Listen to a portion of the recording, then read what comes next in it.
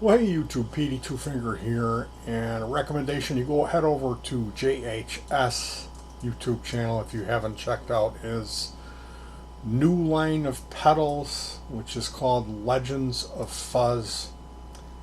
What it is quickly, he's got stamped metal enclosures, which are triangle shaped, wedge shaped enclosures, not too dissimilar to what a Maestro FZ1 is what comes to mind. I have one of those thanks to my stepfather. Gave me his original 1972 or 73, I forget. It's a silicon. It's got that germanium tone to it, but it's silicon. Anyway, yeah, JHS is doing this Legends of Fuzz, and what it is, they're like 170, somewhere 179 maybe.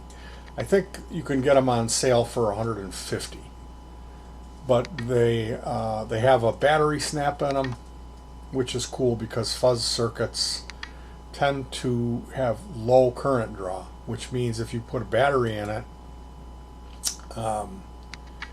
ideally, I didn't notice it. I don't know if they have a switch on one of the volume, like the master volume knob, if that has a switch. Ideally, that's what you would have. You would have an LED that would be an always on indicator LED. And when you would engage the stomp, it would change color to green. Like it would be a red LED, which would mean the power's on the unit and it's in bypass. And then you what you would do is when you step on the stop switch, it would unbypass it. It engaged the fuzz on your signal, but then the LED would change color to let you know, hey, it's on and it's on. And then at the end of your session, when you're done, you would have to remember to reach down and spin the master volume knob. Would have a click, would shut off. Or you could do it where you have to unplug the cable, which is kind of a hassle. I don't think that that's the one thing that I'm not sure about. But for me, if I was ever going to design a fuzz which was intended to use a battery, you would have to go the extra mile and either put a toggle on it to turn the power on. But better than that, because I'm not into having extra toggles, extra pots. That whole idea of too many knobs, that's not appealing to me. I want to have the least amount of knobs and controls to worry about, to the point of making sense. You don't want to start getting rid of knobs that you kind of might use at some point. So keeping it smart, keeping it right at that level of practicality and functionality is paramount.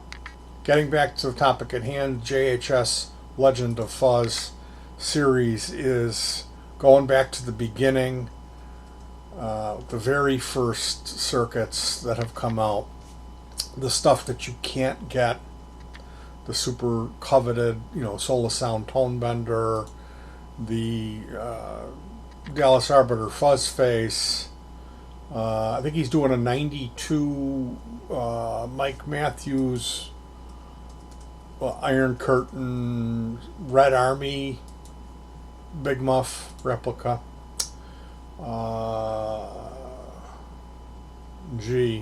And a Solar Sound. Did I say Solar Sound Tone Bender? Anyway, I'm sure I forgot one. Let's see. Dallas Arbiter. What's the first one?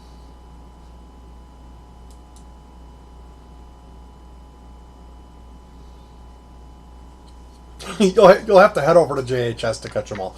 I just watched. There's a 40-minute video where he answers questions. That's kind of a little bit all over the place. Then there's a 16-minute video where he introduces the line and talks about it. So it's exciting because this is a return to that original form, which is the triangular wedge-shaped chassis. That everyone loves that. That's ergonomically, that's what a guitar pedal should be. It should be a wedge, right? And the controls are on the back side. You can rest your whole foot on it. Controls are on the back side. They're neat. They have a plain look. They're black with white lettering on them. They look like something that could be a super fuzz.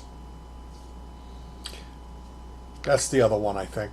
The Shin A, excuse me, Shin A, like 8, not Shin I. Shin A made, they were $25, and they had those, I think they were 6 transistors.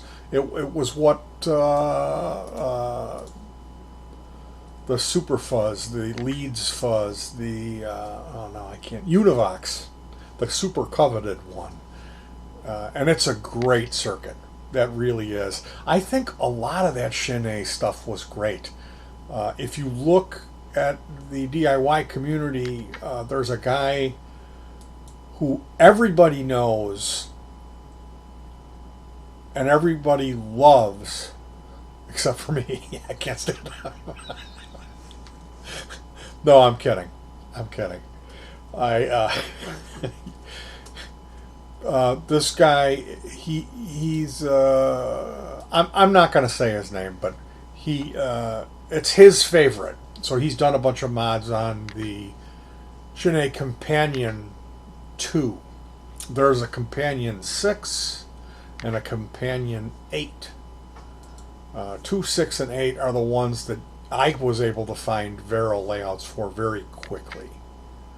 I'm sure there's more out there if you get in the spelunking, as my buddy Jimmy Photon likes to call it, going into the Wayback Machine on the internet.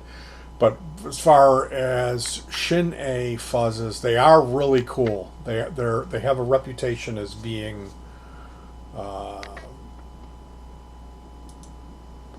connoisseur. Like if you are really into fuzz circuits, these ones have a little bit more. When you turn it all the way up, you kind of regret it. You got to turn it down a little bit. It's like these are really nasty, intense fuzz pedals. Now, the Univox Super Fuzz is kind of an octavey thing. It's it's 6 transistors around there. The Shin A Companion 2 it's a 2 transistor fuzz. There's a modified layout. I talked about that guy. He added a mid control, all kinds of mods to it, which supposedly make that better.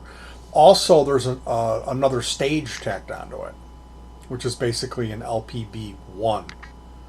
So instead of it being where you engage the fuzz circuit and your volume drops a little bit, this one, when you engage it, it's incredibly loud. You have to turn it all the way down to like just barely open up the throttle on it.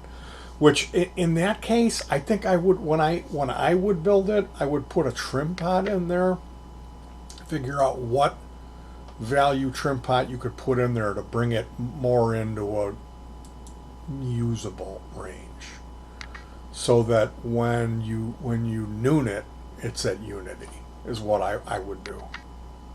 So I'm not sure what that would be. I've never done that, but I think that's what I would do, would be wire an additional pot in series on the output of the circuit, so it would run through this trimmer that's maybe a 20K or a 50K.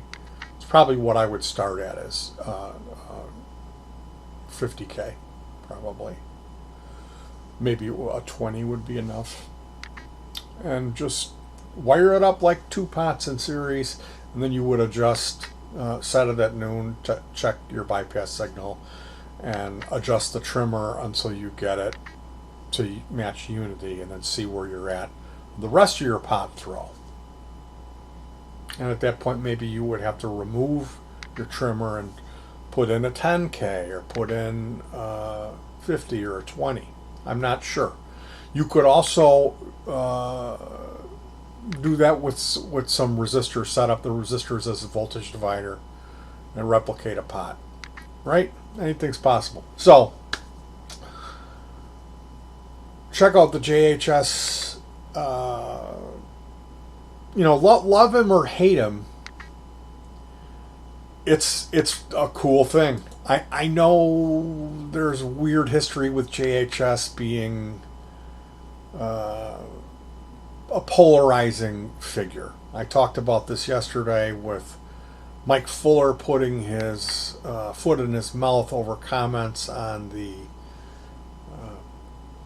calling the mayor a pussy for not cracking down on the demonstrators or the looters.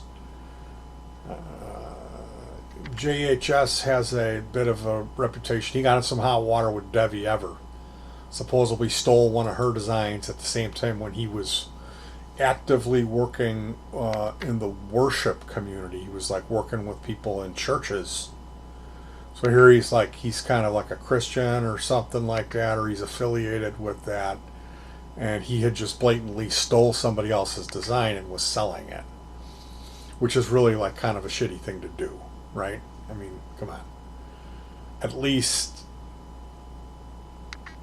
there's ways around that, like contact a person, pay them for their design, do a collaboration. Anyway, since then he's become huge. He's got a internet presence. Love him or hate him, it's kind of he's kind of like the Mr. Rogers of guitar pedals. He's a real mild mannered guy. He's into a lot of unusual music. Like he's got this record time thing where he's always recommending music that most of it isn't guys with jean jackets with patches and tattoos. It's a lot of underground or alternative, that type of stuff. So he's an interesting character, JHS. I realize that. And at the same time, I think that might rub people wrong. He's got this kind of middle of the road, milquetoast, weird sense of humor. He's from Salt Lake, which to me that screams Mormon. He's got that accent. They have a way of speaking, which once you nail that down as a Salt Lake accent, it's you can spot it a mile away. And to me, that says a lot of things that about people's personality that would be better left unsaid. So, love him or hate him, JHS is doing something exciting. I think this Legends of Fuzz is really cool, but it also it's $170 for very simple circuits that have been re-engineered to use modern components. So how close do they get? I'm sure they get close. I'm sure he probably, from what I saw, he was really going at it to try to ape these pedals, these circuits, to bring the same experience in tone and feel, but with modern parts. And he's not telling. He's not telling on the transistors, and he's coming off like, oh, I'm applauding you guys for finally buying pedals with your ears. So this is could represent a turning point in the market where we see people not so concerned that it's got to be germanium or it's got to be BC 108 or whatever the original used, because that's always the issue. for the pedal builder. Is getting those expensive parts or the new old stock parts pushes the pricing up. And he's obviously, like, if you know somebody that builds pedals and you're trying to get them to build you a pedal for $30, you're robbing them. You're going into their wallet and taking their money. It doesn't cost $30 for the parts to build a pedal. It's more than that. So when you consider someone that does this type of work, they've devoted their life to it. The idea that you're not going to pay them at least $200 for a guitar pedal, you're reaching into their wallet.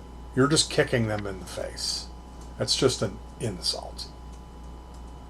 It should be at least $250 is fair. For a fuzz, $250. If it's something like a delay, $3 or $350 for a home hand built pedal.